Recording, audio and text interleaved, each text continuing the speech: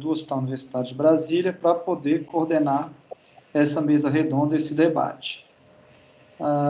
Não sei se todos estavam aqui presentes, mas quanto à lista de presença, cabe falar que ela é automática, quem ingressar na reunião vai ter essa lista de presença já registrada, tudo bem?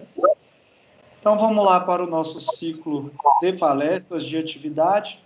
Como primeira palestrante, eu gostaria de convidar a doutora Carolina Rocha Silva, que é graduada em Medicina pela Universidade de Uberaba. Ela é médica reumatologista do Hospital Universitário de Brasília, e tem experiência aí nessa área de reumatologia, que a gente sabe que é uma área bem complexa, e ficou aqui de apresentar para nós o projeto número 1, intitulado Quantificação do número de afastamentos do trabalho durante a pandemia por SARS-CoV-2, impacto econômico no cenário do Hospital Universitário de Brasília. Doutora Carolina, seja bem-vinda, muito obrigado, é um prazer. Obrigada, Ciro.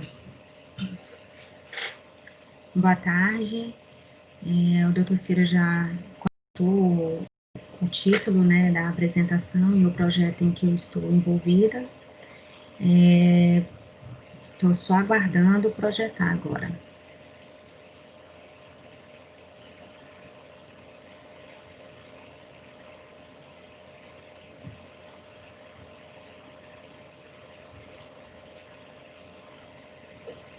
Bom, o meu projeto é o Covid New Force, quantificação do número de afastamentos na pandemia do SARS-CoV, o impacto econômico dentro do Hospital Universitário de Brasília. O Dr. Ciro já me apresentou, sou preceptora reumatologista no Hospital Universitário de Brasília. Pode iniciar.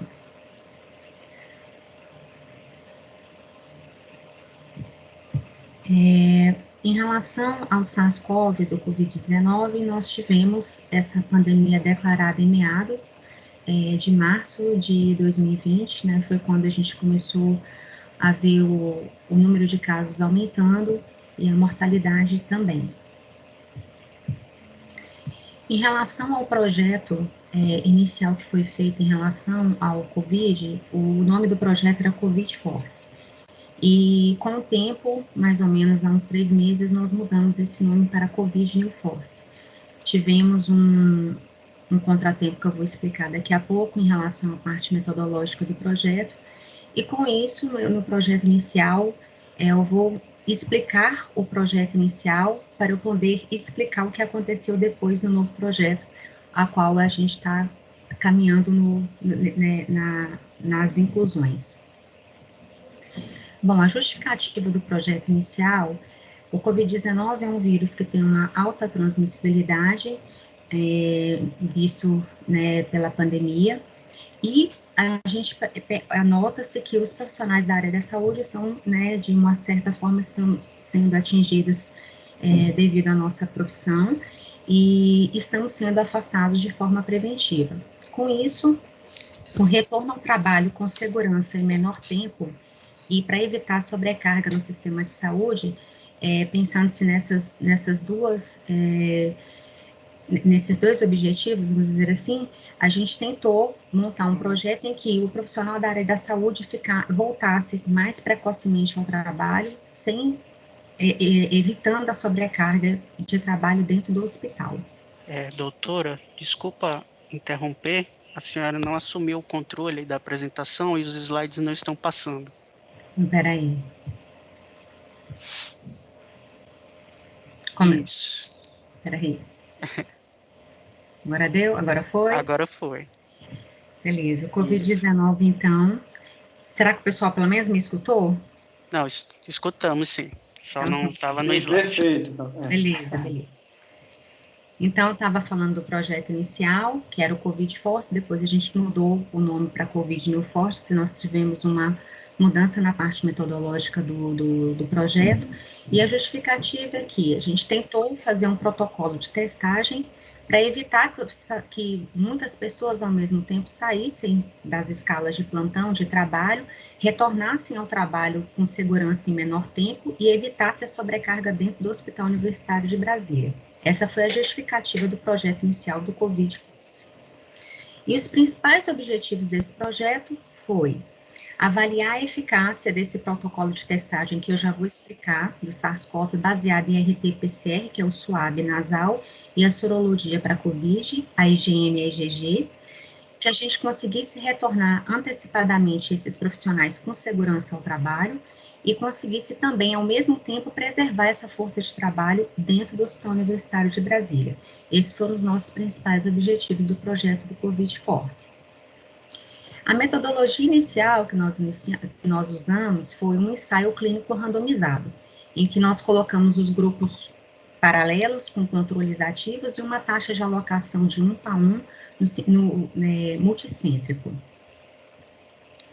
E nessa metodologia inicial, nós tínhamos os critérios de inclusão, que são os critérios de elegibilidade, em que entravam indivíduos maior do que 18 anos, os profissionais da área da saúde, entre eles médicos, enfermeiros, fisioterapeutas, inclusive residentes, estar lotado em função que envolvesse prestação direta aos cuidados da saúde a pacientes hospitalizados durante a pandemia do Covid-19 e ter se afastado temporariamente das atribuições de prestação direta de cuidados à saúde a pacientes por suspeita de infecção vigente do profissional da saúde pelo SARS-CoV. Esses foram os critérios de inclusão. E os critérios de exclusão, indivíduos com idade maior do que 60 anos, que tivesse alguma doença crônica, entre elas cardiopatia, diabetes, doença pulmonar crônica, doença renal crônica, doença oncohematológica, atual ou nos últimos 5 anos, ou então em uso de algum imunossupressor, e indivíduos com comprometimento grave do estado geral, justificando atestado médico e gestantes. Isso foi o nosso projeto inicial, que era um ensaio clínico randomizado. O plano de trabalho inicial, o que nós fizemos então? A gente dividiu, tinha esses critérios de inclusão, de exclusão, e começamos todas as pessoas dentro da HUB, os terceirizados e os profissionais da área da saúde que tivessem suspeita ou que tivessem com alguma síndrome gripal, eles escolhiam um SWAB, um RT-PCR no D0, que é considerado o primeiro dia, coletavam um segundo SWAB no D7, e aí, a depender dos resultados, se ambos fossem negativos, por exemplo, o D0 e o D7, esse paciente ou essa pessoa que colheu o SWAB, ele estaria apto para retornar no 8º dia, ou no 10º dia, a depender, quando um dos dois estivessem positivos e a gente estava fazendo a sorologia no D10. E aí, depois, sequencialmente, a gente avaliava esse paciente no D15, no D30 e no D60, com questionários, como se fossem perguntas sobre o estado clínico, se o paciente teve recaída, os sintomas que ele apresentou e se ele já tinha tido melhora dos sintomas iniciais. Então, era um questionário que era feito em 6 tempos. O D0 e o D7, em que nós colhemos o RT-PCR, que é o SWAB, e no D10 a gente fazia a sorologia. Com isso, se caso esse paciente ou a pessoa que tivesse escolhido o SWAB tivesse esses 2 resultados negativos, a gente conseguiria retornar com esse profissional da área da saúde mais precocemente do trabalho dele de origem. Esse foi o nosso plano de trabalho inicial do projeto do Covid Force.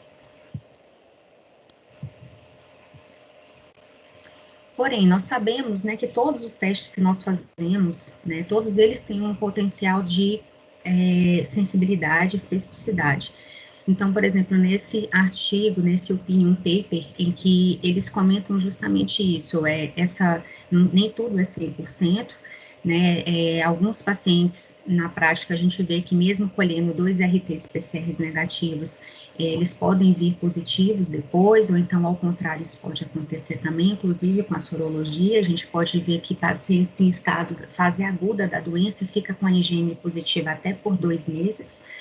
Então, por exemplo, eles comentam nesse opinion paper que, por exemplo, até a forma como é coletado esse SWAB, tudo isso pode interferir no resultado, como esse SWAB foi armazenado, se ele foi transportado para outro lugar. Então, todos esses fatores podem influenciar no resultado de exame.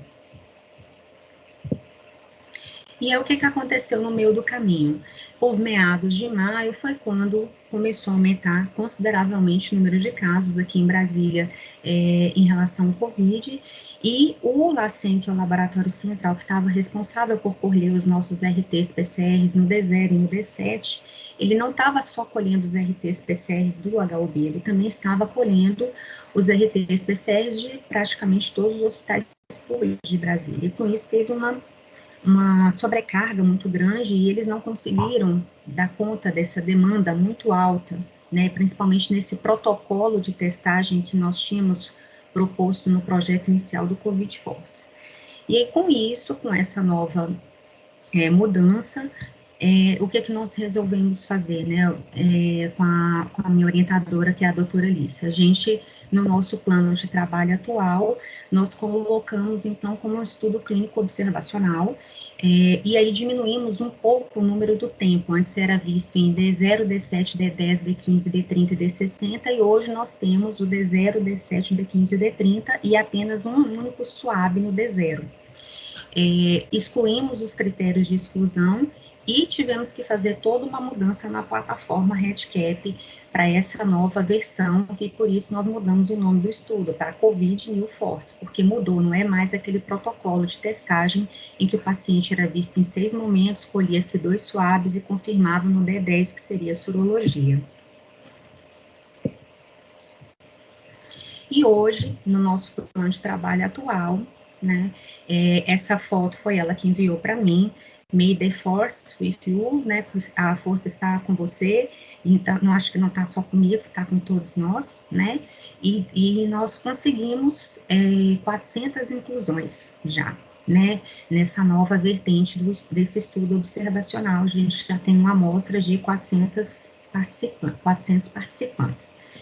E o meu projeto é sobre economia, né? E aí acaba que você acaba estudando esse foco da economia, Covid, da área da saúde, e a gente percebe o quanto de coisa já tem publicado em relação ao Covid, em relação a essa parte econômica, e nesse artigo ele fala das implicações e dos impactos, uma revisão socioeconômica na pandemia do Covid-19 em relação a vários aspectos, em relação, por exemplo, ele cita nesse artigo, por exemplo, em relação à parte da agricultura, das indústrias, da parte tecnológica, de vários aspectos da sociedade. Então, o nosso trabalho atual hoje é quantificar o número de afastamentos de servidores, empregados e terceirizados na HUB em relação ao Hospital Universitário de Brasília, ver o real impacto econômico disso dentro do hospital, com essas 400 inclusões e esse número de afastamentos, o que isso vai repercutir em relação à parte econômica dentro do hospital universitário, e possível comparação do número de afastamentos. Talvez uma comparação, né, do que a gente propôs inicialmente no protocolo de testagem inicial, a gente ia fazer 2 RTs PCRs, e a gente não conseguiu fazer isso, e depois mudou para um estudo observacional. Então, comparar, por exemplo, o que a gente poderia ter conseguido fazer com o que realmente aconteceu, que, por exemplo, um paciente que no D0, ele já tinha um RT-PCR, um SWAB positivo, ele foi afastado por 14 dias. Eu não tenho análise estatística ainda, né, do trabalho, eu estou incluindo os pacientes, mas, assim, olhando superficialmente, eu posso dizer que o número de afastamentos foi muito grande dentro do hospital universitário, baseado nessas 400 inclusões que nós já temos. É isso, gente. Muito obrigada. Muito obrigado, doutora Carolina. Meus parabéns aí por esse projeto. Eu acredito que é um projeto aí de suma importância, tanto acadêmica quanto social, né, e laboral. Então, hoje em dia, o que a nossa pós-graduação pede, e a CAPES pede, não é só um doutorado acadêmico, mas que tenha um retorno para a sociedade e para a força de trabalho. O seu projeto, ele simplesmente engloba tudo isso. Meus parabéns mesmo. Eu queria abrir aqui, desculpa, eu queria abrir aqui para os participantes que levantarem a mão, para a gente ficar bem organizado, as perguntas, eu acho que a gente está com tempo, eu vou dar pelo menos 20 minutos para cada. Então, para a gente fazer 5 minutinhos de pergunta, tá? Só para não ter muita desorganização e ficar mais interessante agora. Então, quem puder levantar a mão agora, quiser tirar uma dúvida, estamos à disposição. Enquanto isso, doutora Carolina, eu queria fazer uma pergunta para você. É claro que você falou muito bem que os dados ainda são preliminares, não está dando para ter muita ideia aí do ocorrido. Mas a gente sabe que o nosso sistema de saúde é um dos locais mais, assim, obviamente que a gente vai mais pegar essa infecção, né? Então a gente tem que ter todos os cuidados. Vocês chegaram a relacionar a frequência de infecção com o próprio local de trabalho? Porque o que a gente vê também é que a maioria dos profissionais de saúde trabalham em vários locais, né? Então, a gente, no nosso questionário do REDCap, doutor Ciro, o que tem lá? Eu incluí no REDCap uma pergunta que não tinha, que era saber aonde esse profissional ele estava, né? Então, assim, agora eu estou tendo um pouco de noção, por exemplo, médico que radioterapia, ou então enfermaria, técnico, em qual setor que estava, parte administrativa, então eu tenho esse dado. Uma das nossas intenções, na hora que a gente finalizar as inclusões que já estão, eu já estou em 435 hoje, tá? Mais ou menos.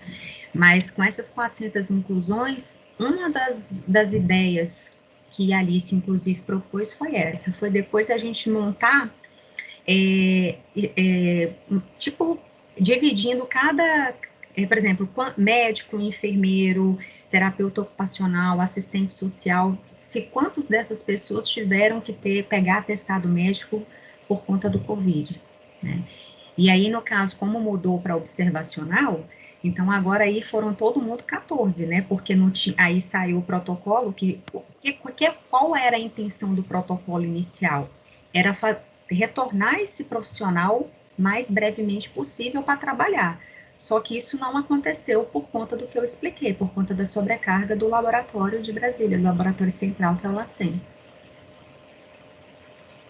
eu acho que vocês foram bem e é isso mesmo, né? A gente tenta maior nível de evidência, que é sem dúvida o ensaio clínico randomizado, ele é possível em pouquíssimas situações, né? Então, acho que vocês tiveram uma opção. E aí, com essa casuística que vocês têm aí, sem dúvida, vocês vão estar com um trabalho magnífico. Parabéns. Eu estou tentando aqui, com minha força total, né? Não é só a minha, mas eu vou tentar chegar nos 500. Chega rápido. Tá bom, vamos lá. Então, tá. Muito parabéns, Carolina. Eu fico muito feliz, viu? Eu acho que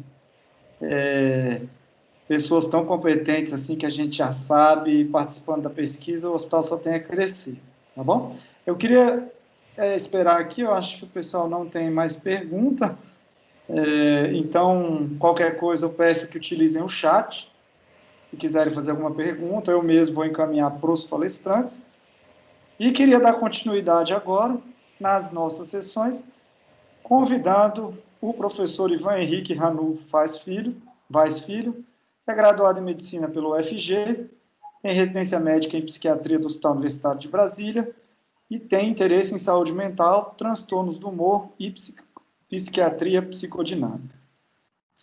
O doutor Ivan vai falar sobre preditores relacionados à saúde mental de afastamento do trabalho entre profissionais de saúde por motivo de doença física ou psíquica não decorrente de infecção pelo vírus da SARS-CoV-2 durante a pandemia de Covid-19. Então, a gente mostra que, apesar de entrar aí, né, doutor Ivan, a pandemia não é só ela que existe, os outros problemas ainda afligem muita gente. Então, acho que vai complementar demais.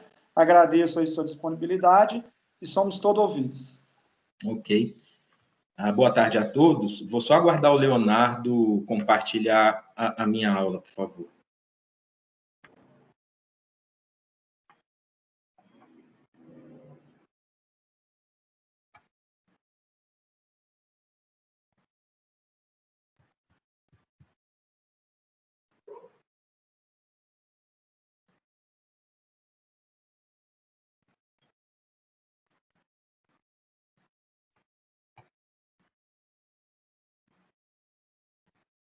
Bem, boa tarde a todos.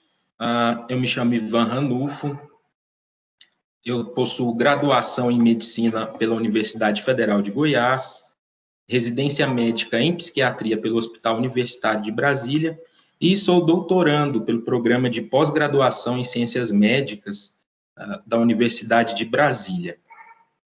É uma grande honra participar desta 19ª Jornada Científica do HUB, que é o hospital no qual eu me formei psiquiatra. E o nosso trabalho, conhecido como Force Mental, inicialmente foi desenhado para que a gente pudesse estimar o impacto da Covid-19 nos profissionais de saúde da rede EBSER. Mais especificamente, queríamos responder à pergunta se profissionais com altos níveis de sintomas ansiosos, depressivos ou relacionados ao estresse estariam sob maior risco de afastamentos laborais nesse contexto de pandemia. Lembrando que esses afastamentos que gostaríamos de estudar não teriam relações diretas com o SARS-CoV-2. Bom, então, o nosso trabalho ele está compreendido dentro de um esforço institucional conjunto da Universidade de Brasília, mais propriamente do Programa de Pós-Graduação em Ciências Médicas da Faculdade de Medicina da UNB, em conjunto com a rede EBSER, né? O Force Mental, então, ele está dentro desse guarda-chuva de pesquisas que buscam responder às mais diversas questões, como, por exemplo, o que a doutora Carolina Rocha acabou de nos brindar com a sua apresentação, qual seria o impacto econômico da Covid-19, por exemplo, no nosso hospital, qual seria a prevalência, então, de adoecimento dos profissionais de saúde por Covid-19, qual o impacto da pandemia nos pacientes cardiopatas, por exemplo, assunto que o doutor Vanderval vai falar após a minha apresentação, e se há relação entre a pandemia e o adoecimento mental, né? A minha opinião é que sim, que tem relação entre a pandemia e adoecimento mental.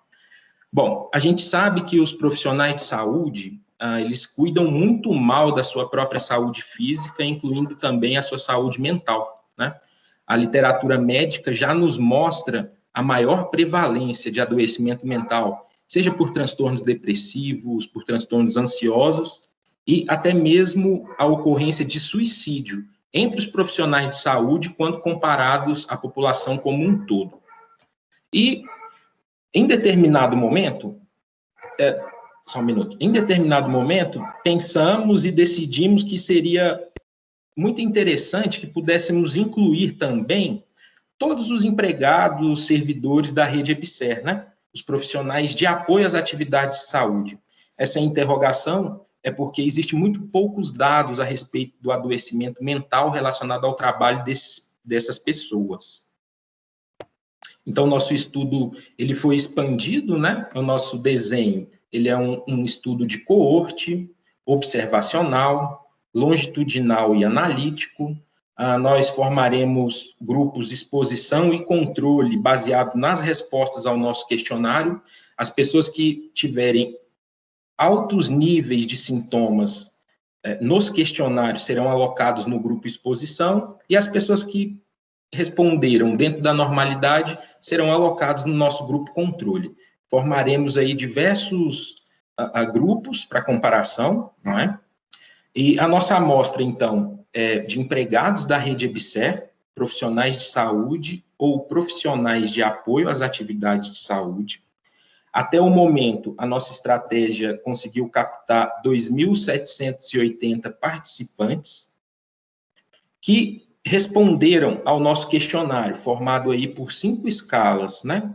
A DAS-21, que é uma escala que compreende sintomas ansiosos, depressivos e relacionados ao estresse, a PHQ-9, que é uma escala de triagem para depressão, a BRCS, que é uma escala de coping resiliente, são já 3 escalas consagradas na literatura, e acrescentamos duas perguntas aí autorais, né? Desejamos conhecer o grau de percepção de autonomia para tomar condutas no trabalho dos servidores da EBSER, assim como também desejamos inferir qual o grau de percepção na disponibilidade de equipamentos de proteção individual dos servidores da rede EBSER. Bom, eu vou apresentar para vocês agora um pouquinho dos meus dados. Na verdade, são dados brutos, eles ainda não passaram por análise estatística, ok? Então, as mulheres dando um show aqui nas respostas, né? 76,8% são mulheres que responderam, os homens responderam muito pouco, cerca de 23,2%.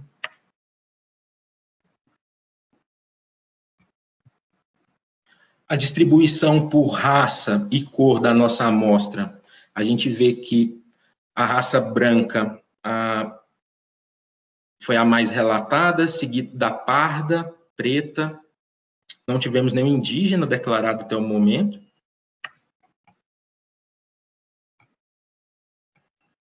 Por categoria profissional, a nossa amostra ela está distribuída da seguinte maneira: os profissionais de apoio à saúde foram os que mais responderam, não é?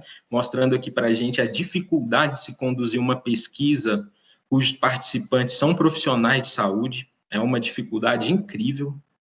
Seguidos, então, os profissionais de apoio às atividades de saúde, seguido pelos técnicos de enfermagem, que dos profissionais de saúde foram os que mais responderam, seguidos da enfermagem e só então da medicina, os médicos com uma baixa resposta até o momento.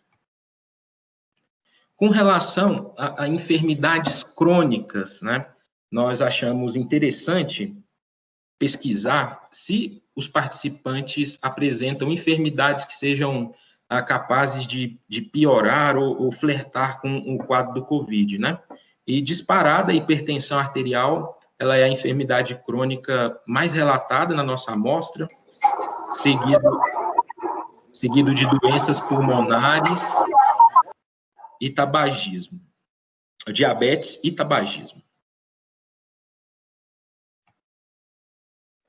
Bom, essa foi a distribuição da nossa amostra por sexo, cor, categoria profissional, e agora eu vou trazer para vocês os resultados brutos de duas escalas, né? O nosso tempo aqui é bem curto e eu não pretendo excedê-lo. Eu vou trazer, então, os resultados da escala PHQ-9 e também da nossa pergunta sobre a disponibilidade de EPIs. Bom, então a escala PHQ-9 ela é um instrumento traduzido e validado para o Brasil. Ela é de rápida aplicação, contém 9 questões para triagem da depressão. Vale lembrar aqui que nenhuma das nossas escalas é capaz de fechar algum diagnóstico. O diagnóstico em saúde mental, o diagnóstico em psiquiatria, ele é eminentemente clínico, né? Então, para a gente dar um diagnóstico de depressão, é necessário que a pessoa passe por uma entrevista clínica estruturada com um profissional treinado. O resultado bruto da escala não fecha diagnóstico. Bom, as respostas são dadas em relação à frequência dos sintomas experimentados nas 2 últimas semanas e pode variar de não apresentou sintoma em nenhum dia, a resposta é 0, ou em quase todos os dias. Bom, eu vou passar um pouquinho, então, aqui como foram respondidas essas 9 questões da escala PHQ-9. Vamos lá, então, a primeira pergunta. Nas 2 últimas semanas, quantos dias o senhor teve pouco interesse ou prazer em fazer as coisas? Essa pergunta, a gente mede a anedonia, que seria essa falta de interesse ou prazer em coisas que antes eram prazerosas. E, só um minuto, nós temos aqui que a maioria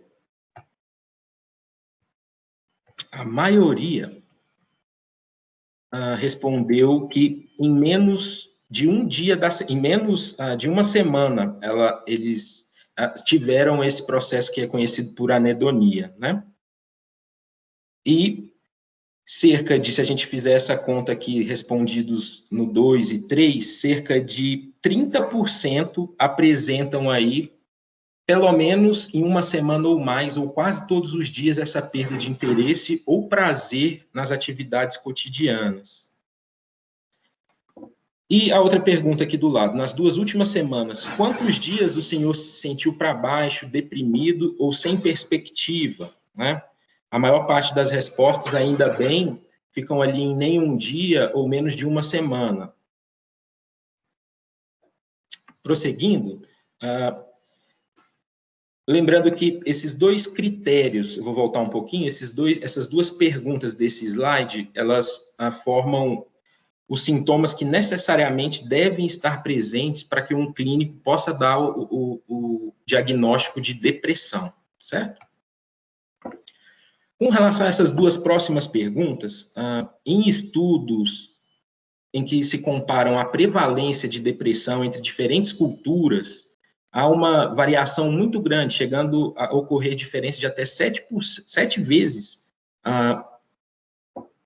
na prevalência entre diversas culturas, né? Sendo que os sintomas mais comumente relatados nas mais diferentes culturas são justamente esses 2 aqui, que seria a alteração do sono ou diminuição da energia ou cansaço. E aqui a gente pode ver que o nosso resultado corrobora o que já se tem na literatura, com respostas aqui expressivamente altas para alterações do sono e alterações também da energia e do cansaço. Dando seguimento, então, a gente questiona se existe alteração de apetite, se a pessoa comeu muito ou comeu pouco. Pelo que eu tenho conversado com as pessoas, a grande maioria teve um aumento de apetite durante a pandemia, né? Algumas com aumento de peso também. E aqui uma pergunta que é um sintoma muito comum nas pessoas que têm depressão, não é? Que é se achar um fracasso ou que decepcionou a si mesmo ou a sua família. E, geralmente, aproximadamente 22% apresentam esses sintomas em uma semana ou mais, ou quase todos os dias. É um dado que a gente vai querer estudar também. Agora, para as 3 últimas questões, se a pessoa apresenta dificuldade em concentração, em coisas que antes não apresentava, e se apresentou agitação ou lentificação a ponto de outras pessoas perceberem. A gente vê que a dificuldade de concentração ela é bem prevalente. A última questão, a última pergunta desse questionário, então, gira em torno de ideias de suicídio ou de ideação suicida, não é isso? Então, nas 2 últimas semanas, quantos dias o senhor pensou em se ferir de alguma maneira ou que seria melhor estar morto? E a gente vê que poucas pessoas ainda bem responderam isso aqui, por uma semana ou mais, ou quase todos os dias, né? Mas, mesmo assim, são cerca de, fazendo a conta aqui rapidamente, são cerca aí de quase 5% das pessoas que responderam. Acho que é um dado grande.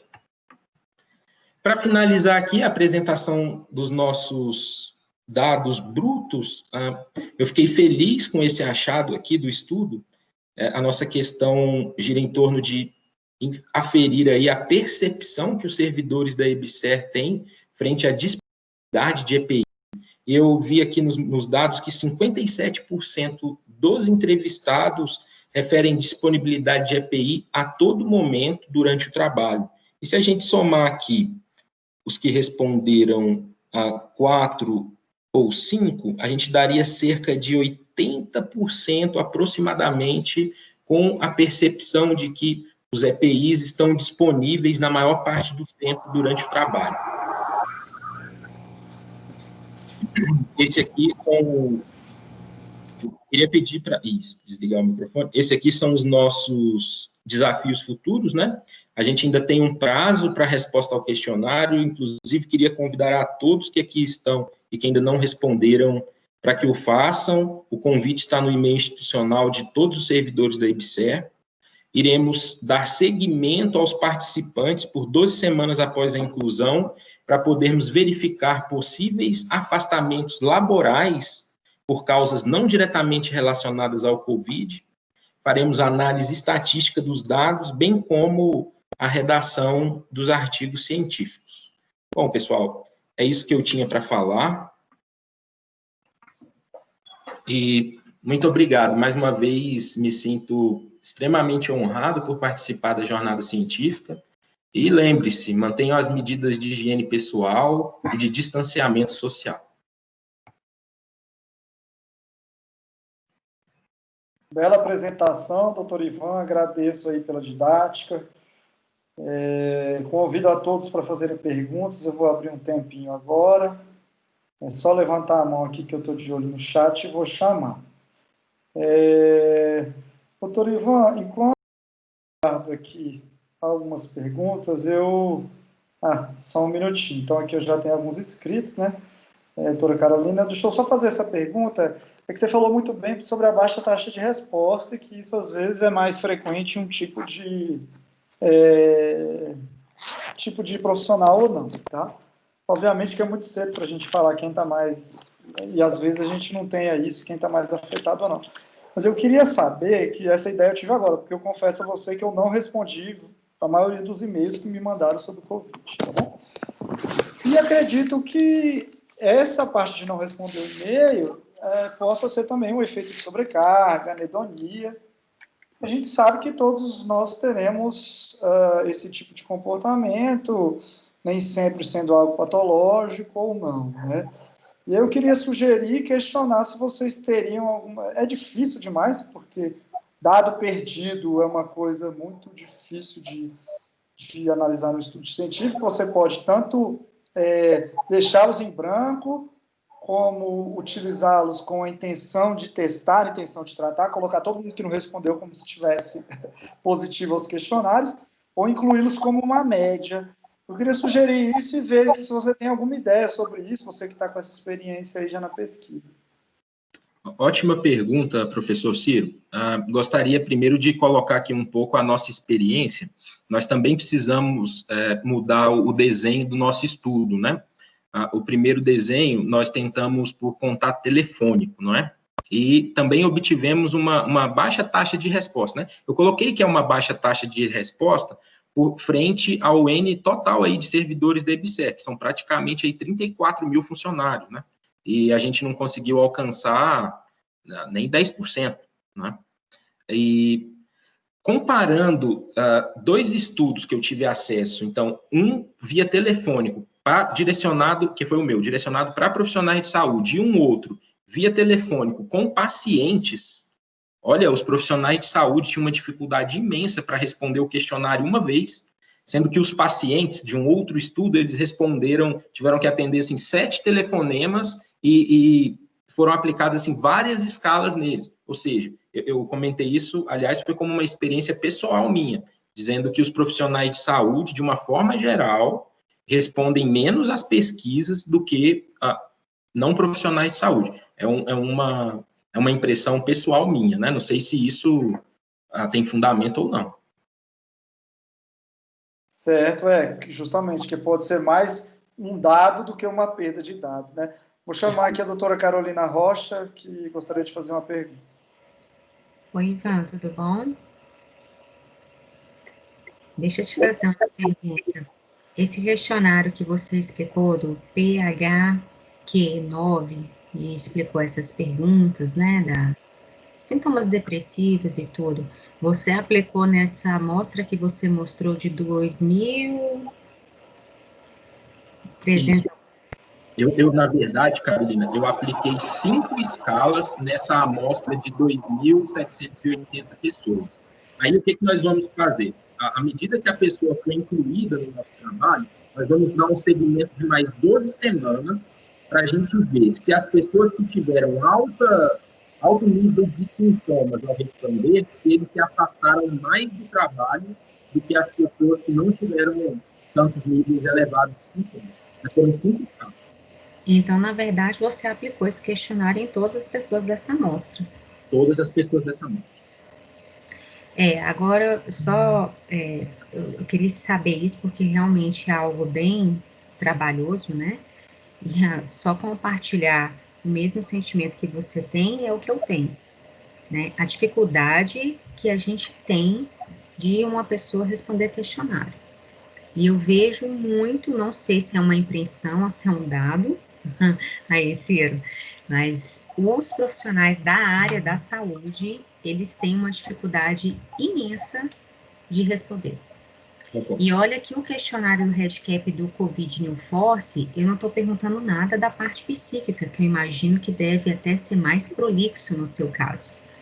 Eu estou perguntando simplesmente, assim, o dia que ele entrou de atestado e o dia que ele voltou para o trabalho, que lá no meu protocolo é esse. E simplesmente, assim, tem gente que, só para você entender, eu fiz o primeiro momento, porque o meu D0, o D7, o D15 e o D30 agora, contando do dia do primeiro suave.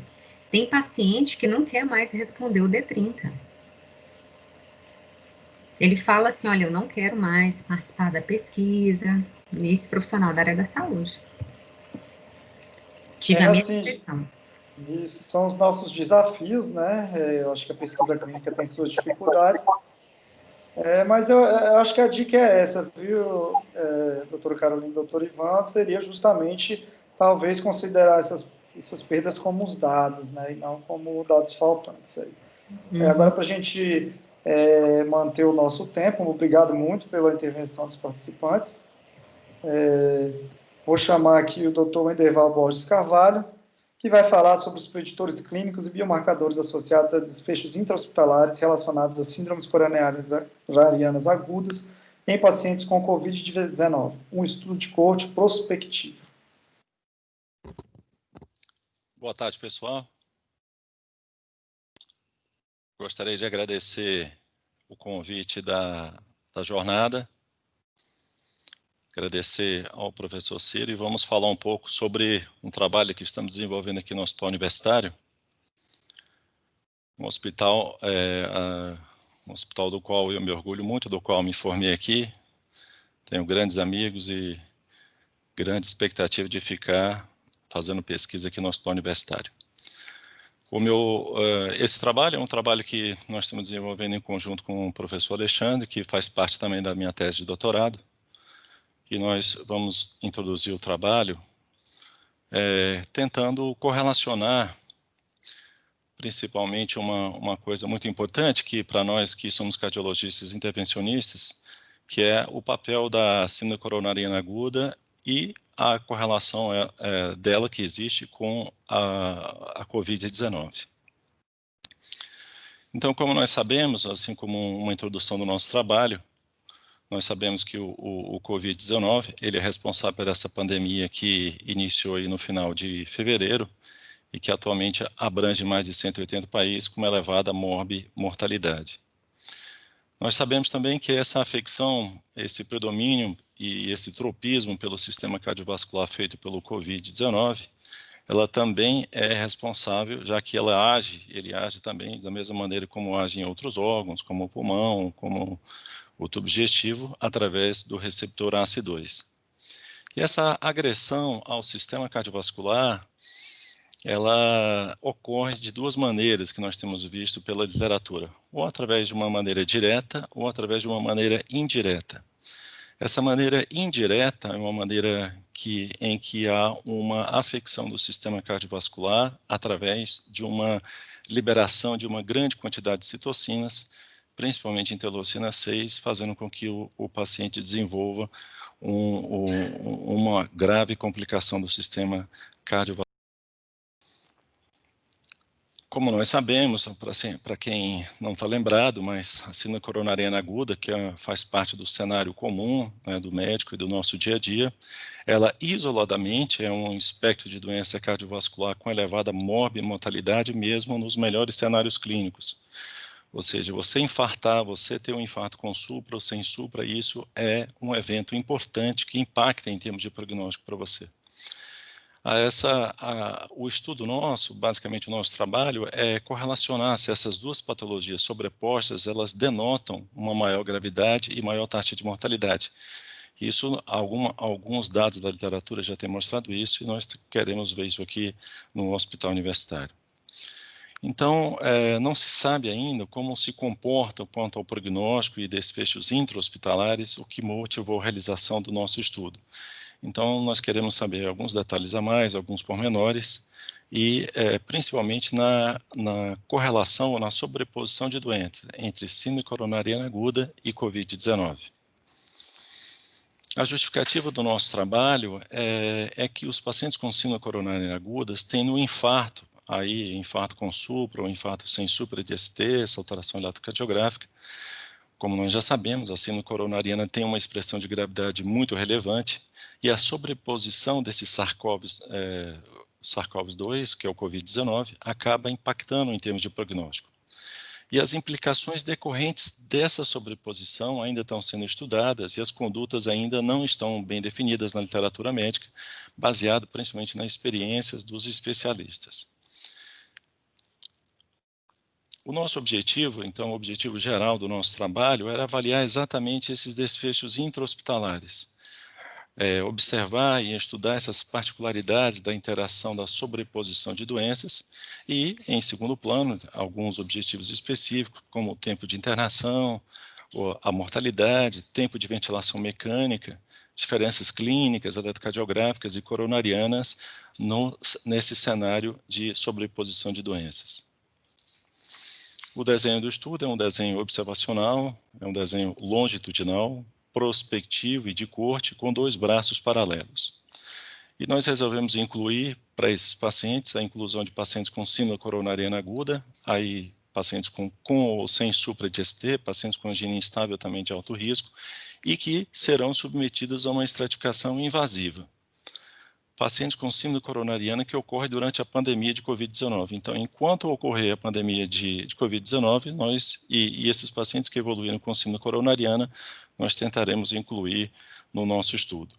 Serão excluídos pacientes que têm uma incapacidade de assinar o termo de consentimento ou pacientes que a gente não consiga determinar se realmente esse paciente desenvolveu ou não uma síndrome coronariana aguda.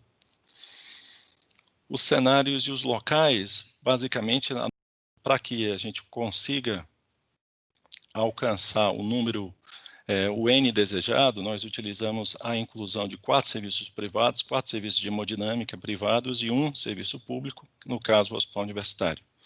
A alocação dos grupos em comparação nós temos 2 grupos, um grupo de exposição através do RT-PCR ou IgM positivo e um grupo controle, ou através do mesmo PCR ou uma sorologia, ou ambos negativos.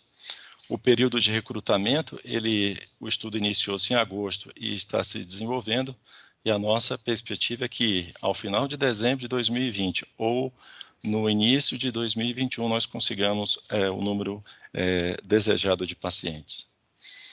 Os desfechos primários, os desfechos aí, sim, o desfecho primário, que é o quê? A média de tempo, o tempo de permanência hospitalar nesses pacientes que têm a sobreposição de doenças versus aquele que não tem a doença. Então, apenas síndrome coronariana aguda versus síndrome coronariana aguda e COVID. Os desfechos secundários é avaliar a mortalidade, avaliar o tempo e a necessidade de ventilação mecânica e também os custos hospitalares. Esse cálculo amostral, como nós dissemos aqui, através de um teste T, o nosso objetivo é a inclusão de 126 pacientes. Uma amostragem técnica por um número sequencial de pacientes incluídos nos serviços de hemodinâmica.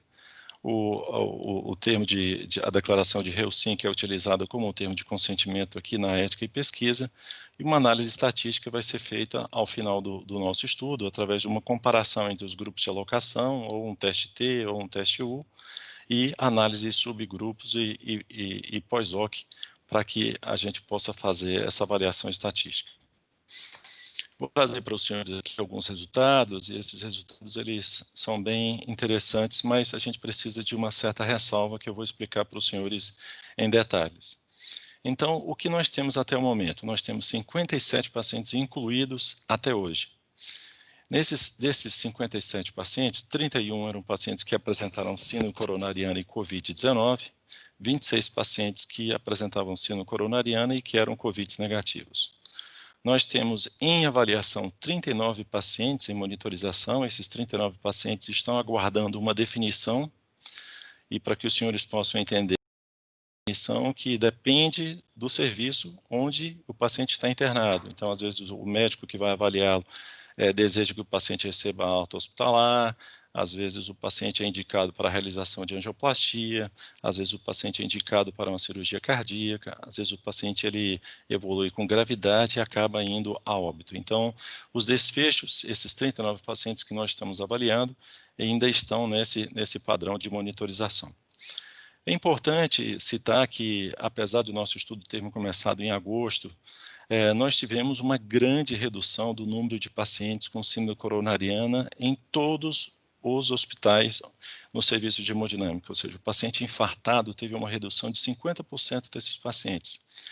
A estratégia do paciente ficar em casa fez com que esse paciente realmente ficasse em casa, e isso fez até mesmo com que ele, mesmo diante de dor no peito, mesmo diante de uma situação que pudesse ser um caso de síndrome coronariana aguda, mesmo assim ele ficou em casa.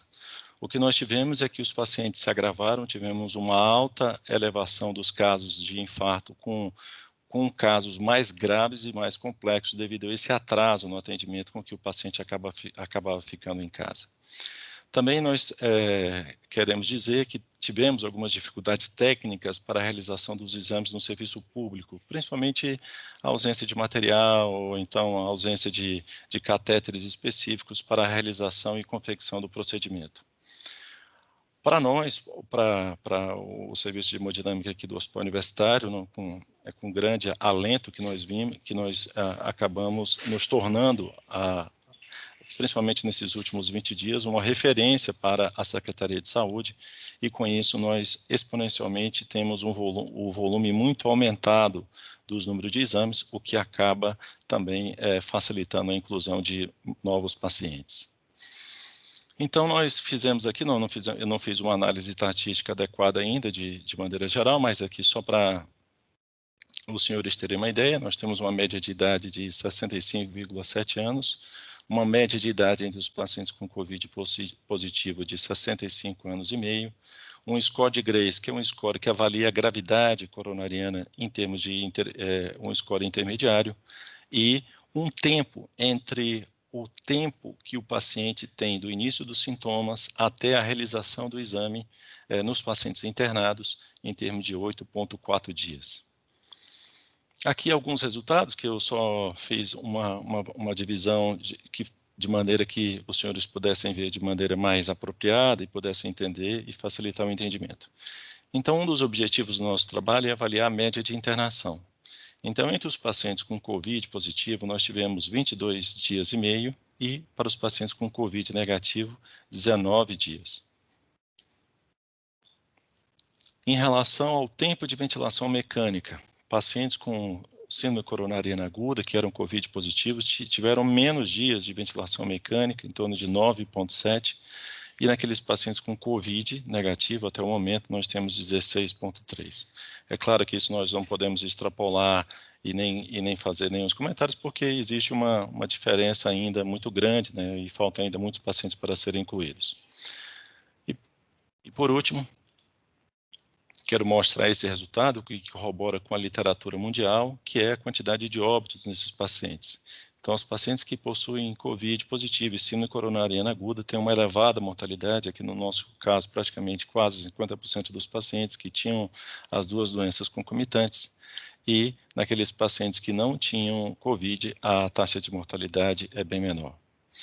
Então, eu fico aqui à disposição para que os senhores possam fazer as perguntas e para os maiores esclarecimentos. Muito obrigado. Acho que juntou bem aqui as palestras, né? Gostaria de agradecer aí, mostrando, e enquanto a gente aguarda um pouco aí as nossas questões que estão vindo, né? Eu vou fazer algumas perguntas, porque eu já vou juntar aqui a palestra da doutora Carolina. Quando você fala de interleucina 6, a gente também tem essa citocina como uma citocina que realmente está muito elevada, e eu acredito que a gente já tem estudos revelando aí o uso do tofacitinib, algumas medicações bloqueadoras nisso aí, né? Será que isso também vai ser verdade para não só impedir a mortalidade da Covid-19, como a gente impedir esses fatores secundários, protrombóticos, né? Então, acho que isso tudo fica muito cedo ainda, né? Aí minha pergunta, eu acho que vocês estão com uma pesquisa muito interessante, né? Seria mais sobre confundidores, né? Eu acho que você já falou bem um pouco, mas o que vocês estão achando? O que vem primeiro, o ovo ou a galinha, né? Será que a síndrome coronariana ela atrapalha a COVID, né? Ou seja, um paciente com uma síndrome metabólica, uma síndrome inflamatória, vai ter uma COVID piorada, e aí os nossos estudos estão mostrando isso, ou realmente aí a COVID piora a síndrome coronariana? Eu acho que, na verdade, a resposta deve ser os dois, né? Por causa do quadro todo inflamatório. Mas eu queria ver se vocês têm alguma ideia sobre isso, mais em termos de discussão aí clínica mesmo. Eu creio que o fato do paciente ter síndrome coronariana aguda associada de COVID positivo o deixa mais grave. Isso impacta em termos de mortalidade, isso impacta em termos de prognóstico. O paciente tem níveis complicadores de intervenção muito maiores do que naqueles pacientes que não têm a COVID associada. Principalmente no quesito a utilização de algumas drogas que nós, hemodinamicistas, utilizamos durante a realização do procedimento. O paciente com COVID-19, ele tem maior carga trombótica, então o vaso ele fica com maior dificuldade de encontrar o fluxo adequado, e não é incomum que ele acabe ficando com um fluxo final mais baixo. Ficar com fluxo time 1 ou para 2 na hemodinâmica significa que esse paciente irá ter pior prognóstico.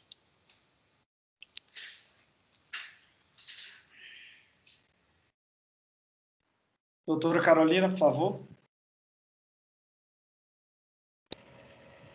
Parabéns, Enderval. Oi. Oi, Carol, estou te ouvindo. Joia. Parabéns, viu?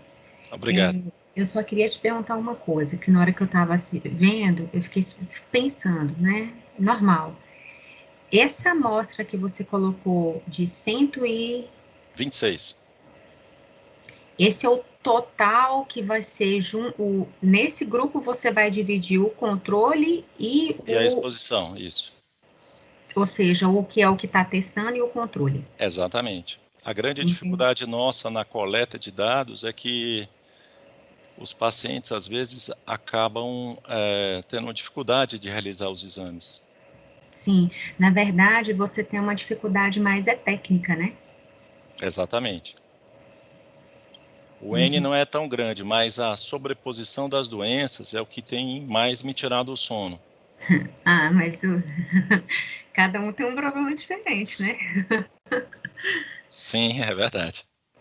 Entendi. Então, na verdade, sua amostra total seriam de 126 pessoas. E essa amostra você vai fazer o controle e o grupo testagem. Exatamente. 63 para cada. Em relação a L6, né, deixa eu falar aqui, né, que é da Reumato, né, Ciro?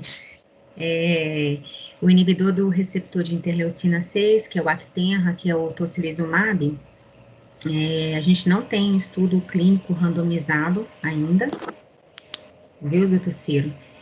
E só te falando que no desespero, né, porque todo mundo na hora do desespero na UTI, que a gente tem vários colegas médicos, né, internados e que foram entubados, alguns casos, viu, o pessoal fez tocilizumab, viu?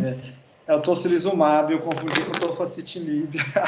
É muito só te falando que o tofacitinib, ele é um inibidor da JAK1 e 3, e o tocilizumab é do receptor de interleucina 6, que tem usado em alguns casos de COVID, mas não tem nada, assim, científico não, tá?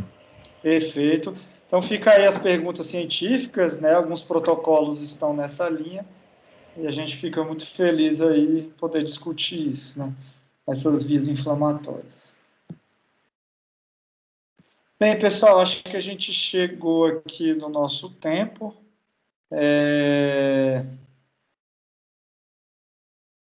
Eu gostaria de agradecer a todos os participantes, espero que tenham tido um bom momento aqui, essa 1 horinha de discussão, que foi totalmente no tempo.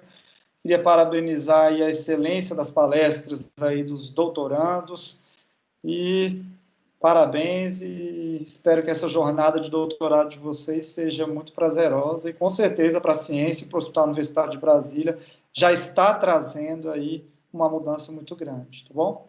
Muito obrigado, meus parabéns, e a gente fica para esclarecer maiores dúvidas, se alguém não pôde conversar, no e-mail da jornada. Está lá no site, é só enviar. Muito obrigado a todos e tenham uma boa tarde e um bom início de semana. Obrigado, professor Ciro. Obrigado, professor. Obrigada, gente. Boa tarde, Ciro.